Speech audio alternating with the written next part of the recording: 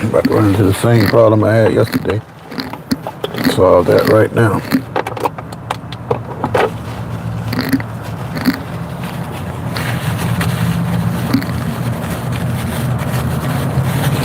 All right. That won't be a problem.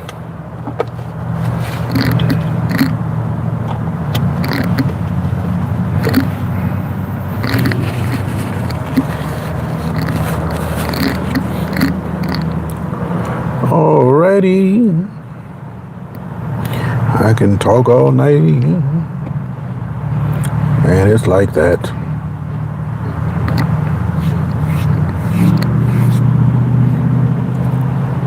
Let me shot of water.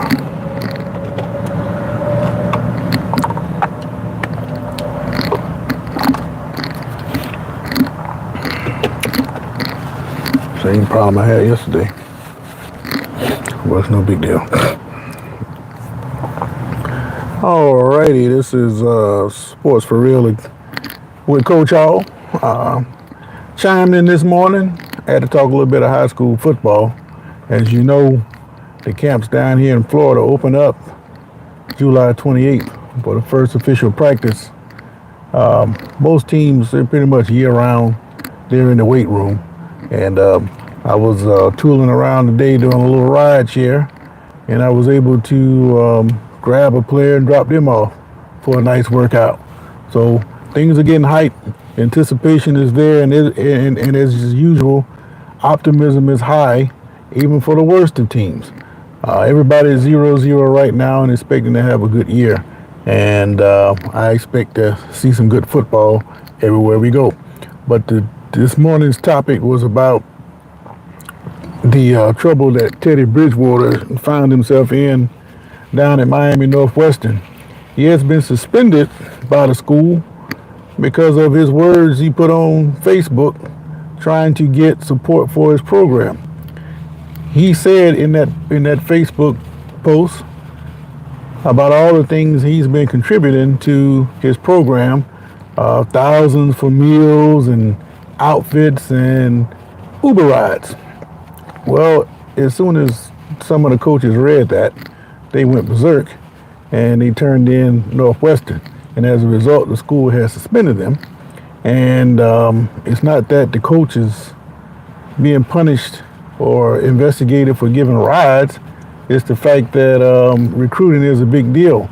And players now can go pretty much anywhere. And it would be easier for a player if you're going to go to a school that's not yours and you're way off from your home and the coach is going to pay for it. Well, the state don't look too kindly on that. And matter of fact, it was a private school last year that got slapped on the hand big time by that. They had to forfeit their games and pay a $36,000 fine. Well, my point of that was I understand where the state is coming from concerning the recruiting aspect, but I gave the examples of how there are many coaches out there, pretty much every school, who give players rides home from school.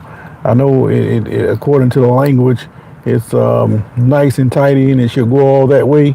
But if the coach didn't step up and take some of these players home or reach into their pocket to buy them something to eat, the football rolls would be a lot slimmer. It's already decreasing as it is. And you kind of like in a surrogate parent position in a lot of ways. But if a coach is at the school and the player has no ride home, the coach is at the very least is going to wait there until a parent comes picks them up. Or if the situation is right, they're going to take that kid home, regardless of what the rule says. Of course, there's going to be parental consent there.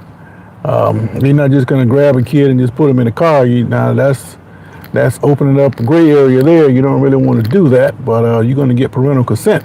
And I think if the parents consent, then there shouldn't be any problem.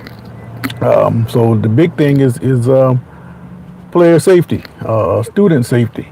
A lot of these rural counties, they don't have the advantage of calling an Uber or something to come pick up the kid. They stuck until somebody comes to get them.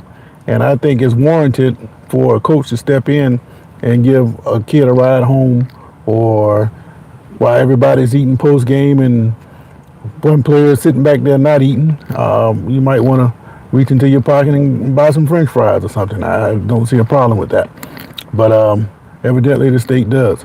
But that's what we talked about this morning. But today, I just want to come on and talk a little bit about the Major League All-Star game that's taking place tonight in Atlanta. And American League, they've been whipping up on the National League over the last 10, 12 years. I think they won 10 out of the last 11. And I think other than pulling the pictures for X amount of time, this is probably the closest you're going to get in a sport all-star game to something that's kind of realistic. Meaning that the competition is going to be there. Guys, you're going to pitch it and you're going to hit it and you're going to fill it in the outfield. Basketball, of course, you're just going to run up and down, play no defense, and see who can do what, Whoopee. Well, the big story with the baseball this year is the ABS system. They've been using it in the minor league, and tonight they're going to test it with the major leaguers. Now, I just happened to get a little bit of insight on minor league baseball, where the system is being used and how they feel about it. I just happened to pick up I told you guys I'm a rideshare driver. I just happened to pick up a guy named Tyler Zuber. He came from the Mets organization, and I don't know how they classify the language with Major League Baseball. I'm thinking he traded or was waived and picked up, but he's in the Marlins organization, and the AAA team for the Marlins is here in Jacksonville. They call themselves the Jumbo Shrimp, and I was asking him, distinctions about the ABS. He basically told me that the players, they don't view it as any big deal, and games seem to run smoothly, so he don't see it as being much of a problem. And I'm suspecting that if the game goes off smoothly tonight, with no major defects in the system, I think you're going to see the ABS system in Major League Baseball real soon. But just some insight on how the thing works.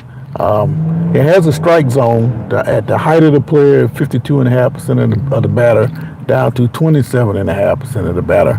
Now, of course, you're not going to calculate that exact number with the human eye, but that is the range that you're working on. So one thing right there, you have a consistent strike zone. It's not going to be based on how one umpire sees it over the other.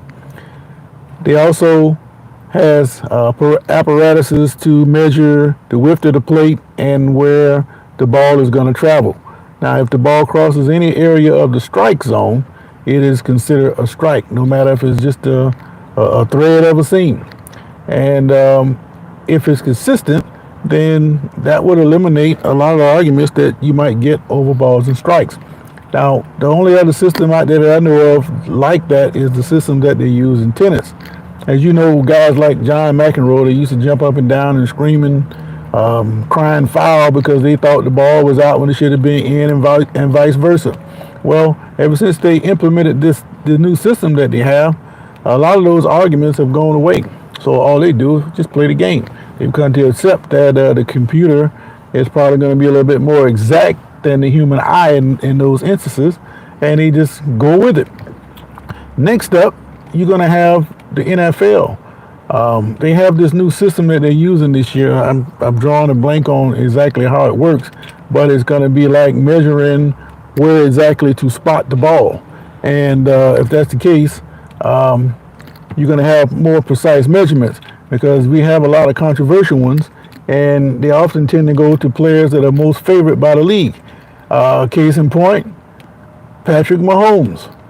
You can't tell me that Buffalo didn't get that first down when they was driving to knock Kansas City out. But of course, they reversed the first down and they gave it to Kansas City, and they come back and stole the game, only to be destroyed in the Super Bowl. So sometimes you get what you ask for sometimes, and when you consistently get things to go your way, oftentimes they turn against you at the wrong time. That's what happened to Kansas City. So they're going to put this ball marking system in with the NFL, and that's supposed to give us more precise measurements. Hey, Chris, how you doing, man? Appreciate you dropping in. I said I wasn't coming back today, but there's no breaking news. but I had a few minutes to kill, so I want to talk a little bit about the All-Star game. I'm asking the question, should computers be used for all things concerning human judgment? Now, I'm not talking strictly sports. I'm talking about everything. It's a loaded question, and if the answer is yes to it, then humans might just be in trouble here. I look around at these kids, and yeah, these kids are real smart and they're a little bit more advanced than my generation. They think a little bit different, but at the same time, those same computers that they're addicted to are eliminating a lot of jobs that they could do if they can't get into nothing else.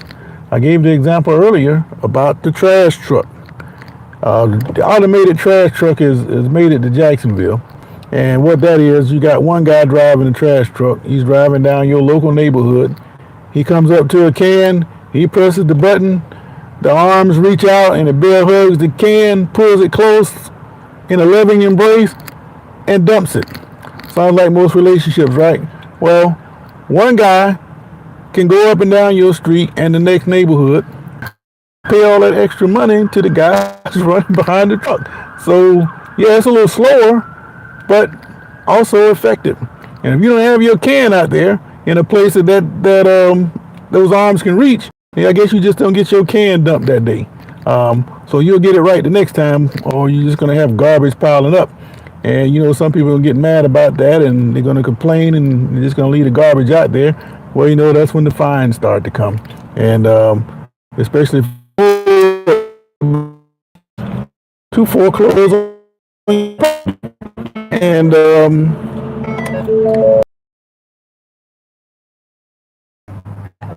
of course, he got outbid by somebody else.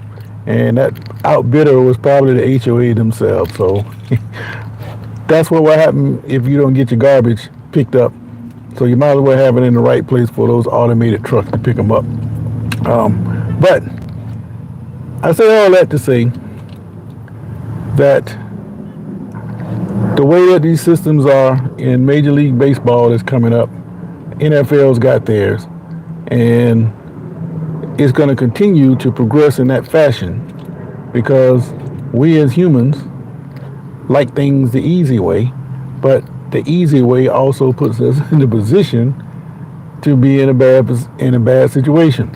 And I think that's going to be the case for a lot of youngsters who can't figure out what they can do besides get a job and go work for somebody. And that can be problematic for those people they come across because you never know what they might be thinking. Hopefully it doesn't get too drastic, but I think we're headed in that fashion. But the ABS system itself, do I think it's a good thing for baseball? I think it systemizes everything. And by having a common strike zone where you don't have to worry about how a certain umpire calls the game, and the strike zone is going to be the same thing based on the height of the player, then you can adjust your game accordingly. So I don't necessarily think it's a bad thing for baseball. Like everything else, change. Most people don't like to deal with change, and they're going to have to deal with it. So I don't expect too much to come from challenges tonight because it is an all-star game. Unless it's something glaring that they have to challenge, I don't see very many challenges coming down tonight. So I expect it to be a good game. What's this, 2025? I remember years ago, I just happened to come in.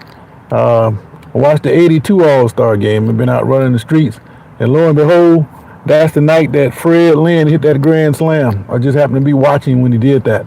Now, I think they did that last year or the year before. And that's the first time since 82 that somebody hit a grand slam in an all-star game. But I just happened to catch that. Maybe I'll turn it on tonight, and maybe I'll catch another grand slam. But it should be entertaining. Great place to play, Atlanta, and it should be a good time. So that's just my thought on that. Now, the other news, LeBron James, I don't know if he's trying to get his way out of LA or not, but I'm thinking what's going to end up happening is LA going to unload him. He's going to end up in New York with Mike Brown so he can finish his career the way he started it, being in an influential position, with a coach who knows what he will allow, or LeBron knowing what he can get away with that same head coach. I don't know if Brown really wants that, but if he wants to win and get over the hump, LeBron can always help any team. The question is, who do you get rid of in favor of a 40-plus-year-old basketball player? And even though he can still outplay a lot of them, he might just come in tomorrow and say, man, I'm through. And now you gave away your whole team for what? So it's a lot to think about, a lot of decisions to be made in all levels of sports, especially in NBA right now. But it should be interesting to watch. Meantime, camps getting ready to open up. High schools open up in 2 weeks. College usually open up 3 weeks before they kick off. But the underlying theme here is football is in the air. And like I tell you guys all the time, basketball, baseball, golf, all those other sports are just something to do until football comes back around. This has been Sports for Real. I'm out. Have a great day. Oh, let me check this vote again. Most of you, the votes I got, people say that no, they should not replace human judgment. But unfortunately, a lot of people think that is the case. So take that with what you will. Finally crossed the 2K barrier. Happy about that. All right. Have a great day. This is Sports for Real. I'm out.